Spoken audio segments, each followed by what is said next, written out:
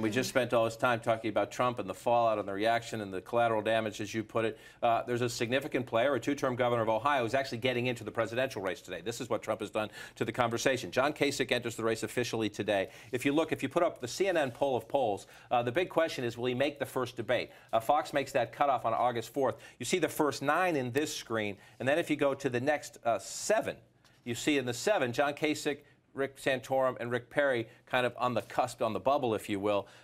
Two-term governor of Ohio. If you look behind him there, 2 guys who've run before, Santorum and Perry. It's a fascinating decision that Fox is going to have to make in about 10 days, and we'll see several polls between now and then. Well, and if there's anything that Trump tells us, it's that the constituency right now in the party is for an outsider, someone outside of politics, someone outside the system. So when Kasich is running as someone with a long resume in politics, a political lifer, someone who has governing experience, that may not be what the party is looking for right now. Yeah, and you see people like Carson steadily there, and the 6% looks like he'll make the stage. People like Kasich won't. And also, Jeb Bush gave a big speech yesterday, but none of us are really talking about that because there's all of this kind of heat surrounding Donald Trump at this point.